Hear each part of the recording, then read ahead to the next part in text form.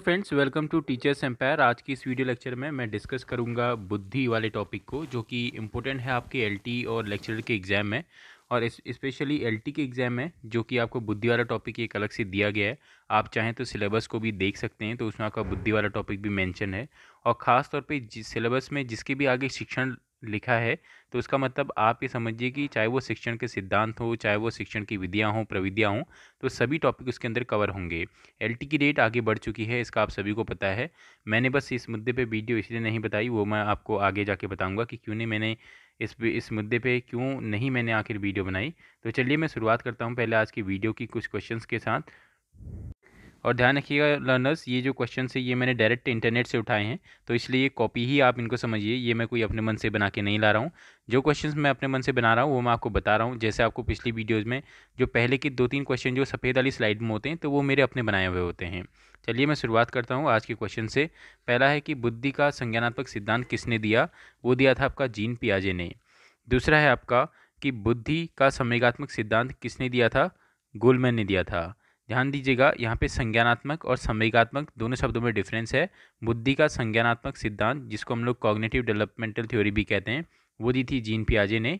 और जीन पियाजे ने आपको पता है कि 4 स्टेजेस दी थी, SPCF, sensory motor stage, pre operation stage, concrete operation stage और फॉर्मल ऑपरेशनल स्टेज। ये किसने दिए थे? जीन पियाजे साहब ने दिए थे।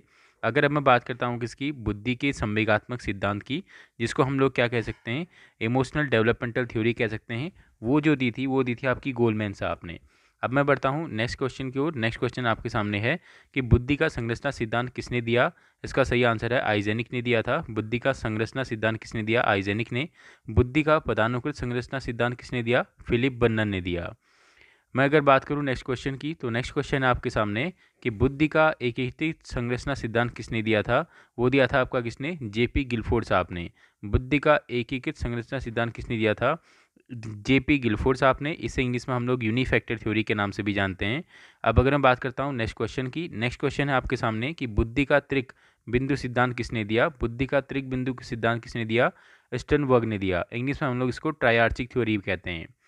अगर मैं बात करता हूँ किसकी, अगर मैं स्टर्न साहब की बात करूँ, तो इन्होंने PCA करके एक इन्होंने सिद्धांत दिया था, जिसमें आपका प्रैक्टिकल इंटेलिजेंस, क्रिएटिव इंटेलिजेंस और एनालिटिकल इंटेलिजेंस आती है।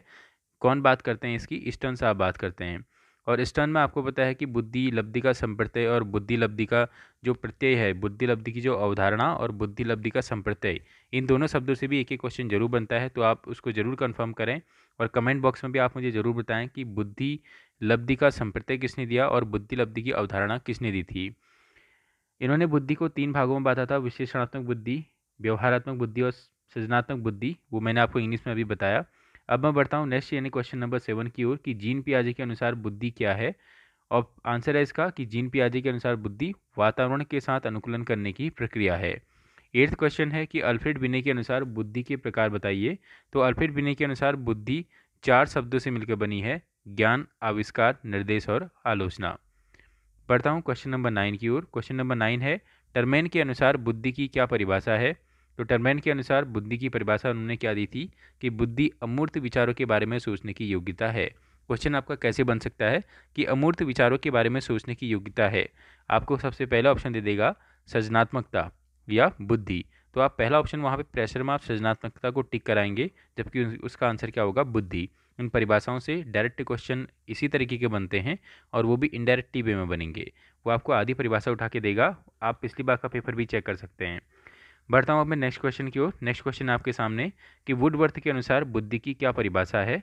तो वुडवर्थ साहब ने क्या कहा था कि बुद्धि कार्य करने की एक विधि है। ये क्वेश्चन मैंने अपनी पिछली वीडियोज़ में भी दिया है, और ये क्वेश्चन मैंने परिभाषा से उठा के खुद ही बनाया था। तो इसलिए लर्नर्स, मेरा आपसे कहना है कि कुछ लर्नर्स कमेंट कर रहे हैं कि आपके तो कॉपी क्वेश्चन है, आप दूसरे के चैनल से आप स्क्रीनशॉट लेके दे रहे हैं, ये गलत तरीका है। हाँ, ये मुझे पता है कि वो स्क्रीनशॉट हैं, लेकिन आप उनके आगे ये भी देखिए कि उसमें RAS 2009, RAS 2008 ऐसा लिखा है। अब इसमें हर्ज क्या है? अगर मैं उनको खुद टाइप ना करके, वो तो पुराने ही क्वेश्चन है, वो आपको लगभग सभी बुक्स में मिलेंगे, चाहे वो घटना चक्र आप लें या यूथ कंपटीशन आप लें, तो दुनिया भर की किताबों में आपको क्वेश्चंस मिलेंगे।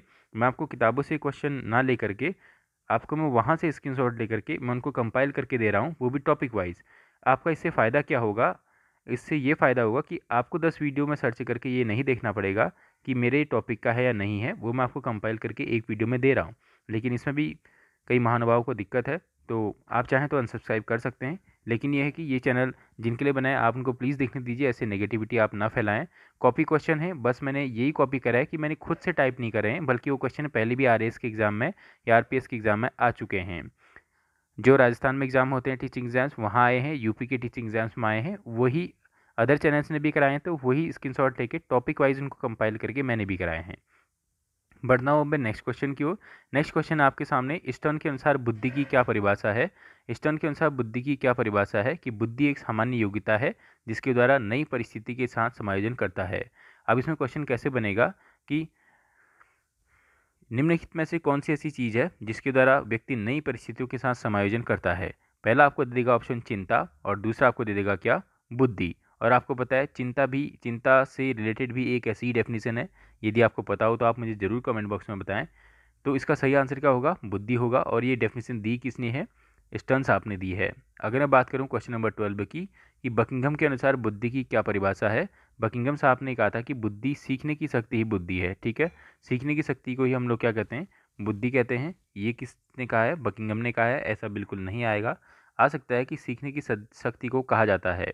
आपको सबसे पहले ऑप्शन में देगा चिंतन, दूसरे ऑप्शन में देगा सृजनात्मकता, तीसरे ऑप्शन में आपको देगा बुद्धि, और चौथे ऑप्शन में देगा आपको कौशल। तो आप वहाँ पे कंफ्यूज हो जाएंगे। तो इसलिए सीखने की शक्ति को कौशल नहीं कहा जाता, सीखने की शक्ति को हम लोग क्या कहते हैं, बुद्धि कहते हैं। सीखने के तरीके को जरूर कौशल कहा जाता है, इस बात का ध्यान रखिएगा। बढ़ता हूँ अब मैं नेक्स्ट क्वेश्चन यानी क्वेश्चन नंबर 13 की ओर। क्वेश्चन नंबर 13 है आपका कि वेस्लर के बुद्धि की क्या परिभाषा है। वेस्लर के अनुसार बुद्धि किसी कार्य को करने की, तार्किक चिंतन करने की, वातावरण के साथ समायोजन करने की सामूहिक योग्यता होती है। तो लर्नर्स, बस मैं आपसे यही कहूँगा कि आप इस वीडियो को लाइक करना ना भूलें, जैसे भी आपको लिंक मिला है और जहाँ से भी मिला है। और मैं कॉपी पेस्ट में ज़रूर कर रहा हूँ, क्योंकि आरएएस के एग्ज़ाम में जो पूछे हैं, राजस्थान में जो क्वेश्चंस पूछे हैं, या जो आपका थर्ड ग्रेड में जो क्वेश्चन पूछे हैं, यूपी के एग्ज़ाम्स में जो क्वेश्चन पूछे हैं, टेट में जो क्वेश्चन पूछे हैं, तो मैं वहाँ से कंपाइल करके आपको मैं एक शॉर्टेज में आपको वीडियो दे रहा हूँ।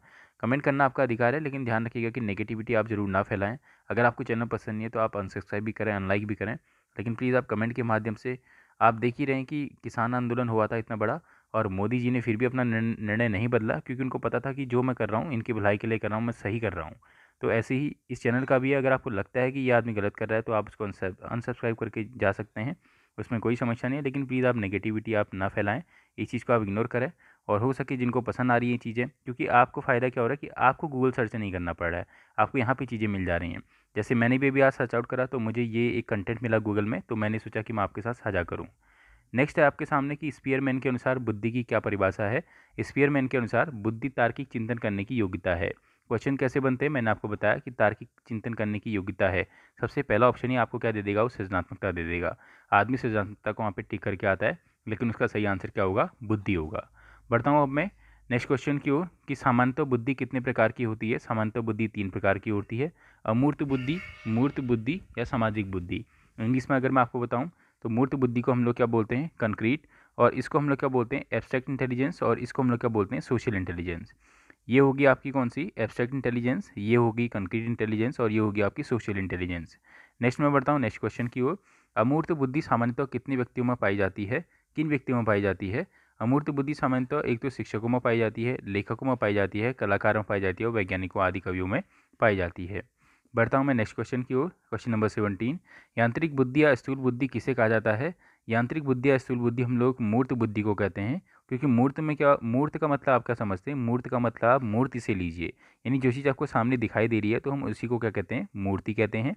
ठीक है, अब मैं आपको एक बात बताऊं रनर्स, मैंने ये वीडियो इसलिए नहीं बनाई कि पेपर आगे जाएगा पीछे जाएगा, क्योंकि लगभग सभी चैनल्स बना रहे थे, लेकिन ताज्जुब की बात यह कि उसमें नेगेटिव कमेंट्स को मुझे कुछ नहीं दिख रहे थे, जो कि अखबार की फ़ोटो के ही द्वारा अपनी वीडियो बना रहे 15-15 मिनट की, आदमी उसको देख रहा है, लेकिन आदमी यहाँ पे कमेंट कर रहा है कि आपने तो दूसरे चैनल से लिया है। जी हाँ, बिल्कुल लिया है, इस बात को मैं मानता हूँ, लेकिन जो स्टार्टिंग के 2-3 क्वेश्चन आपको वाइट पेज में दिख रहे हैं वो मेरे खुद के हैं, और वो बस मैंने इसीलिए लिए हैं ताकि आपको एक कंपाइल वे में मैं चीज़ें दे सकूँ। आपको पसंद नहीं है तो आप मत देखिए यार, ऐसा कुछ नहीं है, कोई फोर्सफुली आपको यहाँ तक नहीं लाया चैनल में। आपको दिख गया तो देखिए, अपना आप मतलब निकालिए, और वैसे भी कोई कोई पेमेंट वाला तो कोर्स है नहीं है। ठीक है, जो आप इस तरीके से कह रहे हैं, तो आप प्लीज़ इसमें आप पॉजिटिव ही कमेंट करें अगर आपको करना है। इसलिए लर्नर्स मैंने इंग्लिश लिटरेचर की वीडियोज़ भी बंद करी हैं, क्योंकि आदमी यहाँ पे अपना पूरा टाइम दे के चीज़ों को बनाता है और फिर उसके बाद इस तरीके के नेगेटिव कमेंट्स आते हैं। और कई साथियों ने कहा कि आप पूछते बहुत हैं, तो यार वो तो आदमी करेगा। लिटरेचर चीज़ ही ऐसी है, बिना पूछे तो चीज़ें हमको भी नहीं आई, तो इसलिए आप ध्यान दीजिएगा इन चीज़ों को यार। और लाइक आप ज़रूर करें जब भी आप वीडियो को देख रहे हो, अगर आपको पसंद आ रही है तो वास्तव में। और ज़्यादा फोर्सफुली लाइक से कुछ मिलता नहीं है लर्नर्स, बस ये होता है कि थोड़ा वीडियो थोड़ा आगे आ जाती है बस। नेक्स्ट क्वेश्चन आपके सामने है, क्वेश्चन नंबर 18 कि मूर्त बुद्धि किन व्यक्तियों में पाई जाती है। तो मूर्त बुद्धि निम्न व्यक्तियों में पाई जाती है। मूर्त का मतलब मैंने आपको बताया, सामने जो चीज़ दिखती है।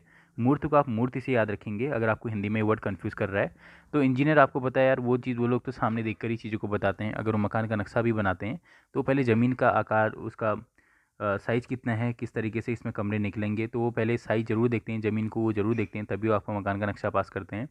फॉरमैन और दूसरा कंप्यूटर ऑपरेटर आदि, वो भी आपका मतलब मूर्त चीज़ें देखते हैं, पहले देखते हैं कि कंप्यूटर के सीपीयू को खोल के। और नेक्स्ट आता है मैकेनिक। मैकेनिक भी उसके पास आपके बहुत सारे उपकरण होते हैं, तो उन्हीं बेस पे वो चीज़ों को करता है। इलेक्ट्रीशियन तो आपको पता ही है, वो भी मूर्त तरीके से ही अपनी चीज़ों को, अपनी बुद्धि का उपयोग करते हैं। सामाजिक बुद्धि किन लोगों में पाई जाती है। सामाजिक बुद्धि निम्न लोगों में पाई जाती है, समाज सेवक, बीमा एजेंट, नेताजी या पंडित जी। हाँ, वास्तव में सामाजिक बुद्धि इन सभी में पाई जाती है, क्योंकि अगर इन तीनों में से भी किसी का भी व्यवहार अगर सामाजिक नहीं होगा तो वो अपने कार्य में सक्सेसफुल नहीं होगा। जैसे सामाजिक सेवक है तो वो ऑब्वियसली बात है, उसका व्यवहार लोगों से सही होगा तभी वो नेता वगैरह भी बनते हैं।